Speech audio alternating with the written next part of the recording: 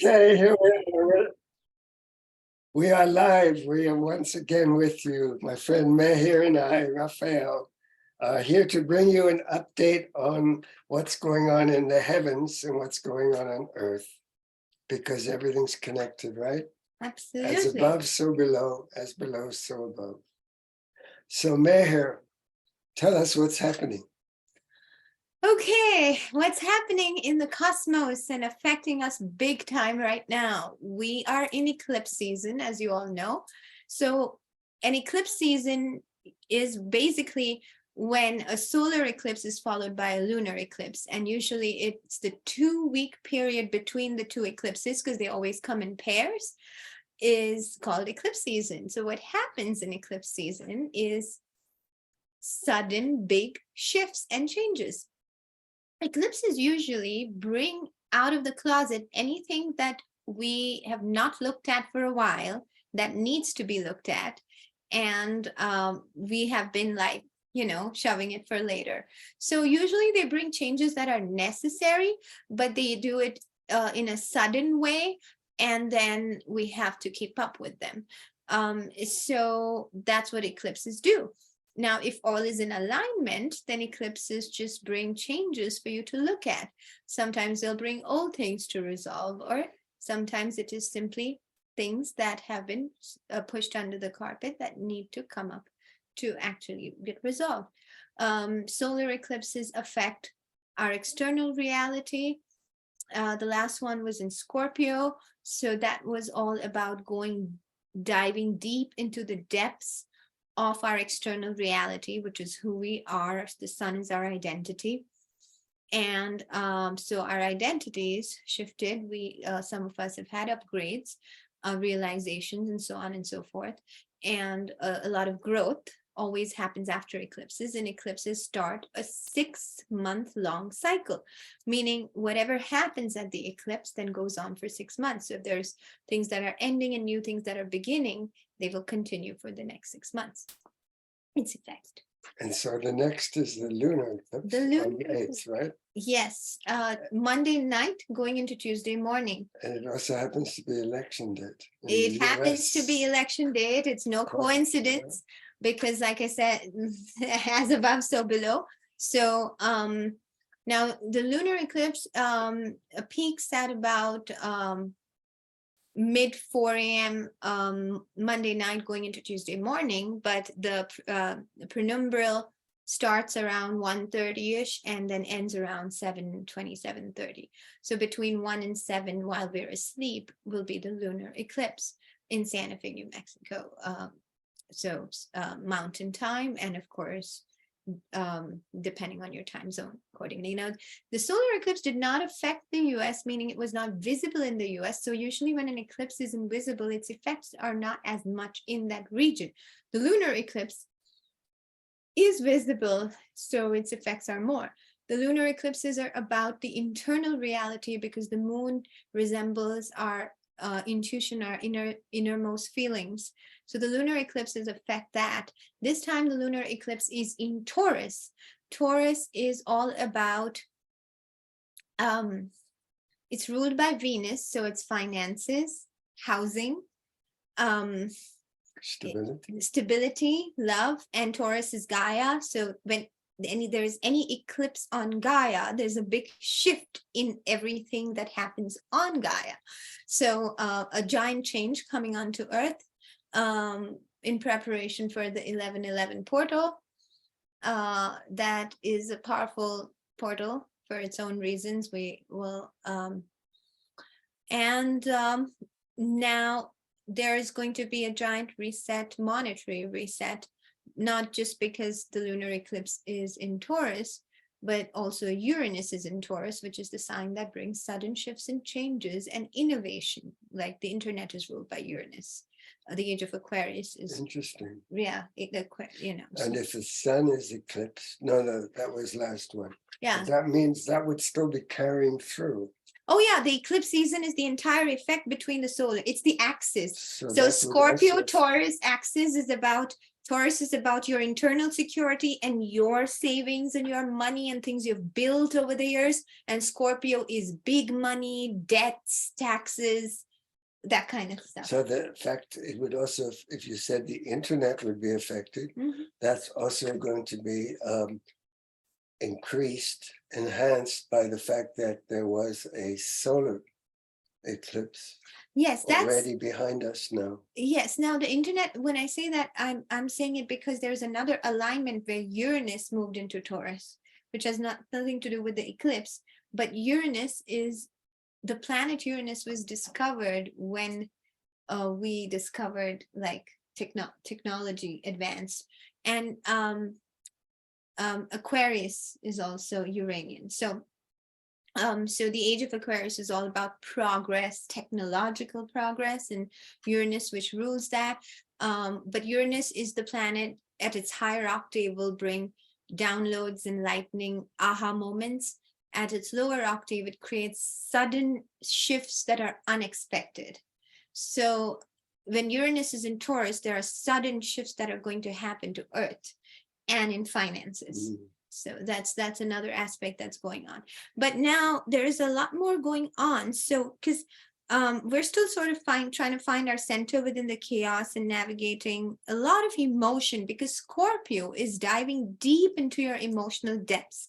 And also, you know, there is a Mars-Neptune square going on, and that is, you know, all about restlessness. So Mars, of course, as you know, is, you know, the aggression, and Neptune is about dreams, but it also is about delusions. So people can be fighting because of delusions. That's another thing. Wow. If they're not paying attention to the higher octave, or they could be aggressively receiving a lot of dreams and DNA upgrades if you're on the higher octave of it. So if there's a lot of deception going on, it will come to the surface? Yes, because lunar eclipses always bring this hidden secrets out. Wow.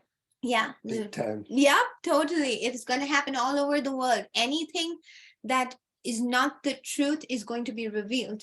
And also there is a Pluto transit right now, and that always reveals secrets. Hidden Yeah, Scorpio gems. also, it's about the same thing. It's about like the hidden big money, the dark stuff. It, you know, brings it out because it was eclipsing in Scorpio. The sun was shining and eclipsing in Scorpio. So the sun brings out the truth that's hidden in the Scorpionian, Plutonian, the underworld, you know? Yeah.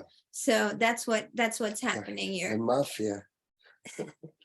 I will not comment on that on video. Well, the delusional world of control is going to be perhaps have the light shine upon Many it. people that are not awake are going to start waking up and seeing the truths finally, and it will be a little shocking for those who are not very awake, because you know, they've not been following what's going on, and they'll just, you know, see that there's a lot of fears that a lot of people have around eclipse season. Many people seem to have fears around this election, right? So but remember, fear is always a low octave. Like we have been saying this, and we will say it again. Gaia is going through a shift. She will go through her breakdown and her breakthrough. There is nothing to fear. At the same time that Gaia is going through the shift, whenever there is a change and everything is out in the open, when energies are shifting, when there are multiple timelines available, if you keep focusing on your highest possible timeline, that outcome is even more possible while there is so much change happening.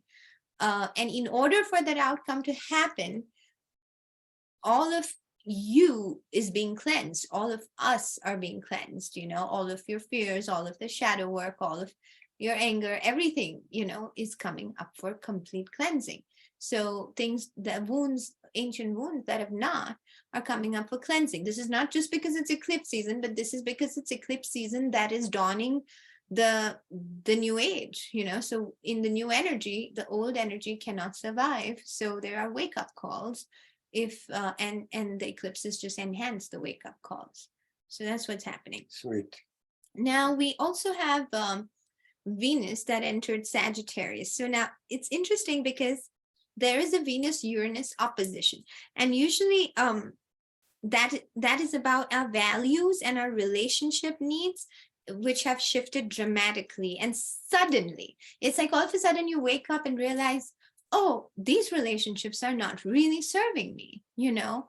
And Venus doesn't just mean a love relationship. It could mean friendships. It could mean, you know, you and your community. It could mean you and your home.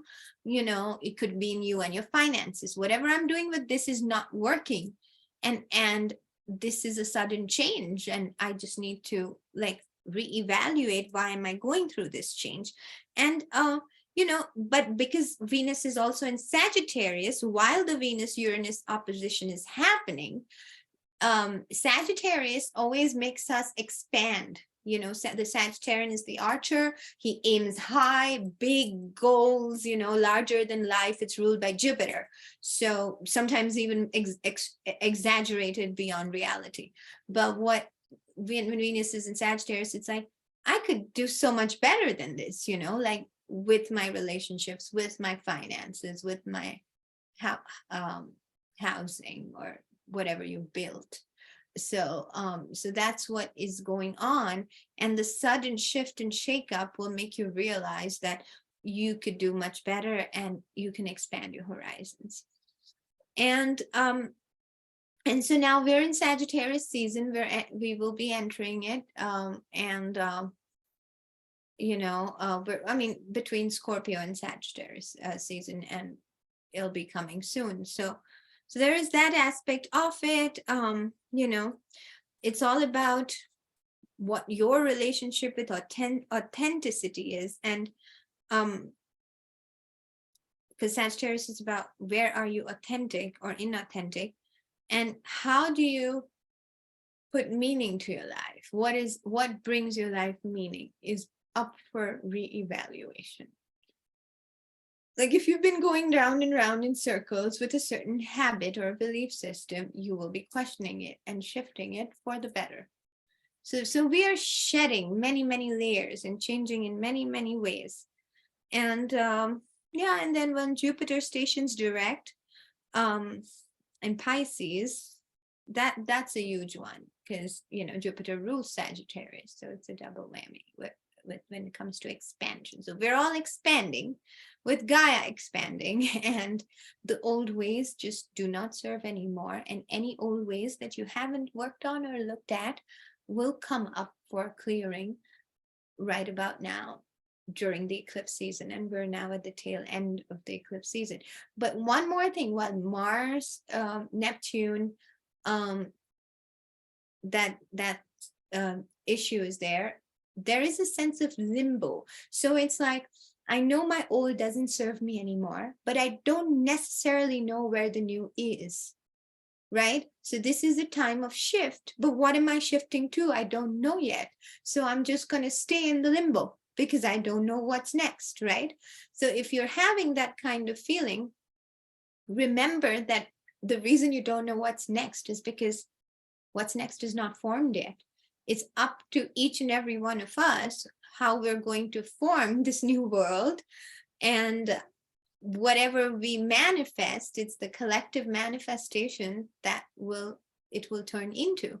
And for your individual lives also, when you keep your highest manifestation outcome in mind, that's what's going to manifest. So you must not give in to fear or delusion or confusion that Neptune brings, and use the Mars energy to aggressively dream about your new reality instead of aggressively diving into delusions. So, and taking steps then.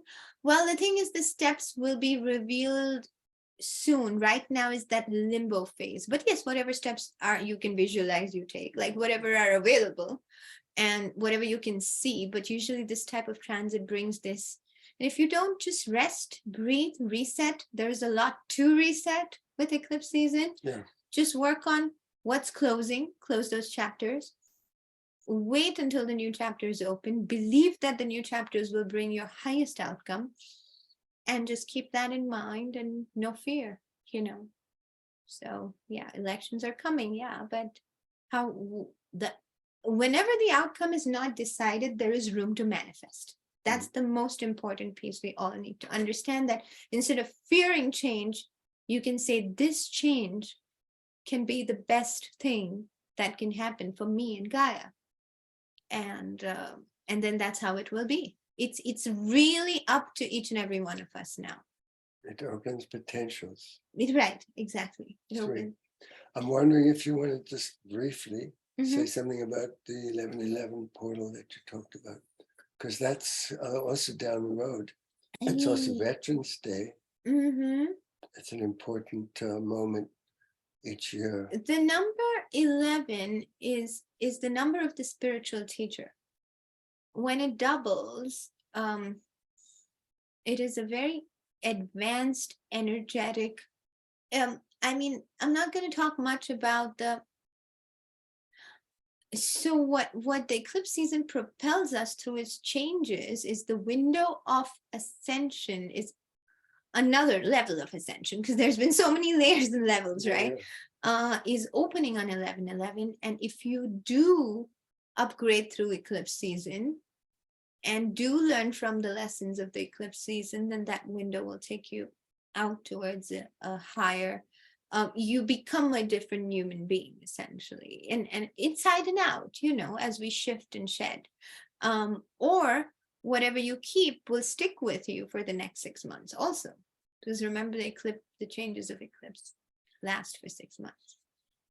Okay, so it's also, let me shift into channeling mode, because the 1111, in some ways, it's almost as if we are being drawn towards that energy of expansion, but also the numbers 1111 are often associated by people when they see that number on their phone, when they see it on their clock. It reminds them somehow of source, reminds them of an angelic presence that's watching over them, and that's actually generating a field of, you might say, validation. It's like the angels or the guides are letting you know that everything's okay in spite of appearance. And so through these many shifts and changes, it's very important to trust. And because of that phase that you talked about of feeling in limbo, it also means that there's no rush, that the energy of taking things slowly and steadily and surely and trusting and having patience is probably the most vital characteristic, attribute that one could have at this time, because everything's up for grabs. Things could move in any direction.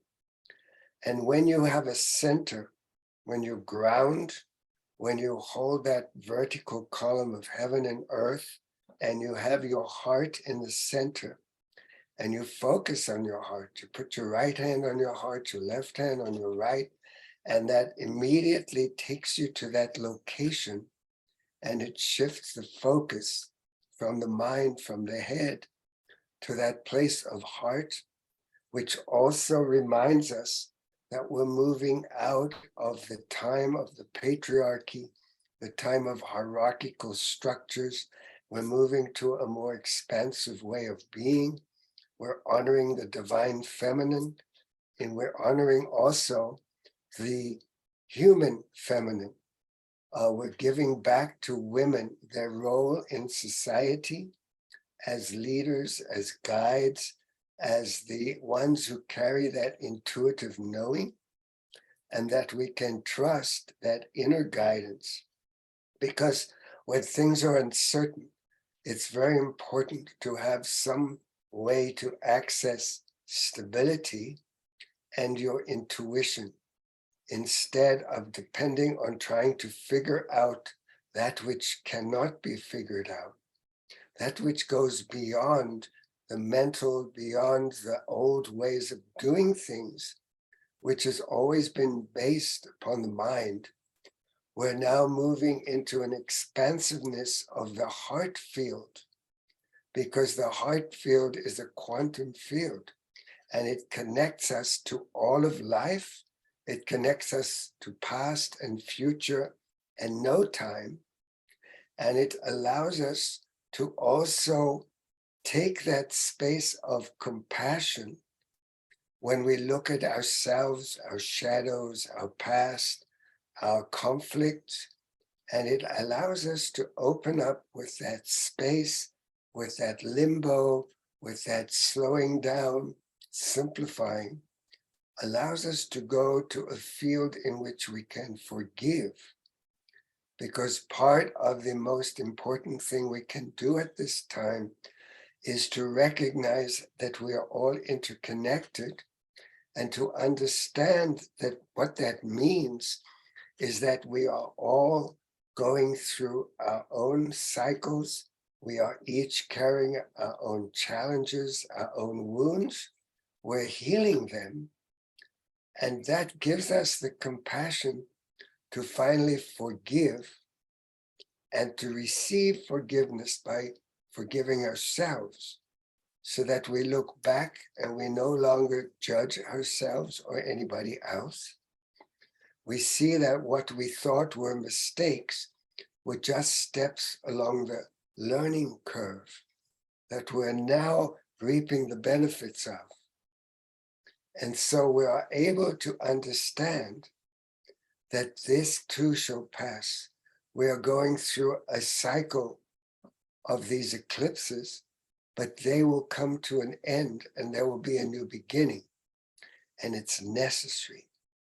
It is necessary that the old passes away and that the new comes back into focus again, and that we start to envisage the kind of world we want. And perhaps that's where the steps are. We can start to take small steps, for instance, because winter is coming, because we already know that Europe is freezing and they don't have enough and the prices are gone up. We can start to also prepare ourselves to help each other, to build community, and to start finding ways to manage through this coming period of winter, through a coming period of political shift, perhaps technological shifts. So everything is up to be forgiven in a way when it comes down to it, because forgiveness is actually that quality, that 1111 that the angels represent. They represent this quality of unconditional love, which is the foundation of compassion. And compassion is the requirement, the requisite for forgiveness. So you might say we're actually entering a season of forgiveness, which clears the decks. Yes, that's absolutely correct. Why forgiveness? Because yeah, like understand that when the sudden changes in relationships come with the Venus at its higher octave is about unconditional higher love, the Christ consciousness, the consciousness of oneness. So this is all taking us into the consciousness of oneness, but we can't just go to the light without seeing our shadow. So it's showing us our shadow, but at the same time, it's bringing us shifts in the relationships that are no longer working, in the thought processes that because relationships are how we relate. Relativity is through the heart. That's why it's Venusian. And it is from Venus that the 144,000 volunteer souls came with the message of love. So at the higher octave, Venus is teaching us to move into unconditional love, but it is through the understanding of where the flaws are in the way we have loved and we have allowed others to love us, or related and allowed others to relate to us. So right now we're processing the shadows, and on 11/11 we will be able to move further into the light. It's very profound. Yeah, these are very profound times. Mhm. So make sure you find a way to laugh and smile and bring some joy to others as well. A smile is always the doorway. And kind words, be kind to yourselves, be kind to each other. Okay, thank you. I think we did a good job again. It's always fun. Look out for the next one. Perhaps by 11/11 we'll have something more up our sleeves. Whenever they want to speak, right? Yeah, They tell us when. Right, that's the angels, right? 11/11. Yeah. All right, then we'll have this on YouTube, so we will see you the next Wish time. you some happy shifting Yes, and growing right. and moving into higher And light. don't believe the politicians. I wouldn't say that on video.